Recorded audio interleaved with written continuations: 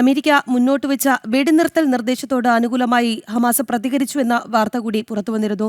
തുടർ ചർച്ചകളിലേക്ക് കടക്കാൻ തയ്യാറാണ് എന്നാണ് ഹമാസ് പറയുന്നത്. മധ്യസ്ഥ രാജ്യങ്ങൾ വഴി ഇക്കാര്യം അറിയിച്ചതായും ഹമാസ് കൂട്ടിച്ചേർക്കുന്നുണ്ട്. 60 ദിവസത്തെ വെടിനിർത്തൽ നിർദ്ദേശമാണ് അമേരിക്ക മുന്നോട്ട് വച്ചിട്ടുള്ളത്.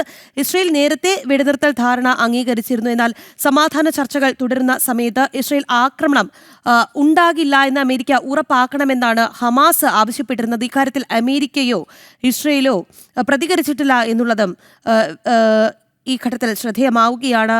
ഈ വാർത്തയുടെ വിശദാംശങ്ങൾ കൂടി മണിക്കൂറുകൾക്ക് മുമ്പാണ് ഹമാസ് ഇക്കാര്യത്തിൽ ഒരു നിലപാട് മധ്യസ്ഥ രാജ്യങ്ങളായ ഖത്തറിനെയും ഈജിപ്തിനെയും അറിയിക്കുന്നത്. ആ നിലപാടിൽ പറയുന്നത് വെടിനിർത്തൽ നിർദ്ദേശം മുന്നോട്ട് വെച്ചിരുന്ന അമേരിക്ക 2 ദിവസം മുമ്പാണ് ഇത്തരത്തിലൊരു നിർദ്ദേശം ട്രംപ് മുന്നോട്ട് വെച്ചത്. ട്രംപ് മുന്നോട്ട് വെച്ച വെടിനിർത്തൽ നിർദ്ദേശം വൈകാതെ തന്നെ ഇസ്രയേൽ അംഗീകരിക്കുകയും ചെയ്തു.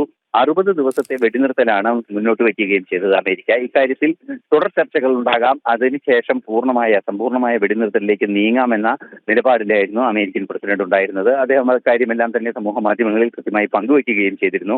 ഇതിനുശേഷമാണ് ഇപ്പോൾ ഇസ്രായേലിന്റെ ഭാഗത്തു നിന്നും അതുപോലെ തന്നെ ഹമാസിന്റെ ഭാഗത്തു നിന്നും ഒരു അനുകൂല നിലപാട്. ഇസ്രായേൽ നേരത്തെ തന്നെ അനുകൂല നിലപാട് സ്വീകരിച്ചിരുന്നു. ഹമാസും ഇപ്പോൾ അനുകൂല നിലപാട് സ്വീകരിച്ചിരിക്കുന്നതായി ഇരു മധ്യസ്ഥ രാജ്യങ്ങളെയും അറിയിച്ചു എന്നാണ് ഇപ്പോൾ ഏറ്റവും പുതിയ വാർത്തയായി പുറത്തുവരുന്നത്. തീർച്ചയായും ഇത്തരത്തിലൊരു വാർത്ത പ്രതീക്ഷാ നിർഭരമായ ഒരു സാഹചര്യം തന്നെയാണ് പശ്ചിമേഷ്യയിലെ ശാശ്വത സമാധാനത്തിനെ ലഭ്യമാക്കുന്നത് എന്ന് തന്നെയാണ് മനസ്സിലാക്കാൻ സാധിക്കുന്നത്. നിലവിൽ ഇത്തരത്തിലുള്ളൊരു ചർച്ച നടക്കുകയാണെങ്കിൽ ആ സമയത്ത്, അതായത് 60ഓളം ദിവസങ്ങളിൽ ആക്രമണം ഇസ്രായേലിന്റെ ഭാഗത്തു നിന്നുണ്ടാകില്ലെന്ന ഉറപ്പ് നൽകണം അമേരിക്ക എന്നാണ് ഇസ്രായേൽ മുന്നോട്ട് വെച്ചിരുന്ന ആവശ്യം. നേരത്തെ നമുക്കറിയാവുന്നതാണ്, ഇറാനുമായുള്ള സംഘർഷത്തിന്റെ വേളയിലും ഇറാൻ മുന്നോട്ട് വെച്ചതും സമാനമായ ഒരു ആശയമാണ്. അതായത് ഇസ്രായേൽ ആക്രമണം തുടരരുത് എന്നൊരു നിലപാടാണ് ഇപ്പോൾ അമേരിക്കയും ഹമാസും മുന്നോട്ട് വെച്ചിരിക്കുന്നത്. ഹമാസിന്റെ ഈ നിർദ്ദേശത്തോട് നേരത്തെ രാഖി സൂചിപ്പിച്ചതുപോലെ പ്രതികരണങ്ങളൊന്നും തന്നെ ഉണ്ടായിട്ടില്ല എന്നത് വസ്തുത തന്നെയാണ്. പല നിബന്ധനകളും ഈ വെടിനിർത്തൽ ധാരണയിൽ ഉണ്ട് എന്ന് നമുക്ക് മനസ്സിലാക്കാൻ സാധിക്കുന്നുണ്ട്. നേരത്തെ നമ്മൾ സൂചിപ്പിച്ചതുപോലെ ഈ വെടിനിർത്തൽ ധാരണയുടെ ഭാഗമായി ബന്ദികളുടെ മോചനം യാഥാർത്ഥ്യമാക്കേണ്ടതുണ്ട് എന്ന നിലപാട് അറിയിച്ചിരുന്നു. അതിൽ 50ഓളം ബന്ദികൾ ഉണ്ട് എന്നതാണ് കണക്ക്. പക്ഷേ ഇതിൽ ജീവിച്ചിരിക്കുന്നത് 20 പേർ മാത്രമാണ് എന്നാണ് മനസ്സിലാക്കാൻ സാധിക്കുന്നത്. ഈ 20 പേരിൽ 10 പേരെ ഉടൻ തന്നെ മോചിപ്പിക്കണമെന്നൊരു നിബന്ധന ആദ്യമായി വെച്ചിട്ടുണ്ട് എന്നും അറിയാൻ സാധിക്കുന്നുണ്ട്.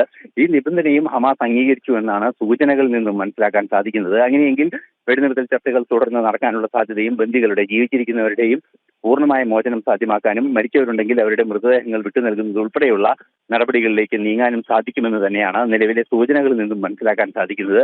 നിലവിൽ നമുക്ക് ലഭ്യമാവുന്ന വിവരമനുസരിച്ച് ട്രംപിന്റെ ശക്തമായ ഒരു അന്ത്യശാസനമാണ് ട്രംപിന്റെ ഭാഗത്തു നിന്ന് ഹമാസിനുണ്ടായത്. അത് കൃത്യമായി പ്രവർത്തിച്ചു, കാര്യക്ഷമമായ സമയത്ത് കൃത്യമായ നടപടിയായിരുന്നു എന്ന് ബോധ്യപ്പെടുന്ന നീക്കങ്ങളാണ് ഇപ്പോൾ ഹമാസിന്റെ ഭാഗത്തു നിന്നുണ്ടായിരിക്കുന്നത്. തീർച്ചയായും പശ്ചിമേഷ്യയിലെ സമാധാന ചർച്ചകൾക്ക് ഒരു തുടക്കം എന്ന നിലയിൽ ഈ ഹമാസിന്റെ അനുകൂല നിലപാടിനെ വിലയിരുത്താൻ സാധിക്കുമെന്ന് തന്നെയാണ് ചൂണ്ടിക്കാണിക്കപ്പെടുന്നത്. പശ്ചിമേഷ്യ ശാശ്വതമായ സമാധാനത്തിലേക്ക് പോകുന്നു എന്നത് ആശ്വാസകരമാണ്. അമേരിക്ക മുന്നോട്ട് വെച്ച വെടിനിർത്തൽ നിർദ്ദേശത്തോട് ഹമാസ് അനുകൂലമായി പ്രതികരിച്ചിട്ടുണ്ട് എന്നതാണ് ഐസൻ ജോസ് ഇന്റർനാഷണൽ ഡെസ്കിൽ നിന്ന് റിപ്പോർട്ട് ചെയ്തത്.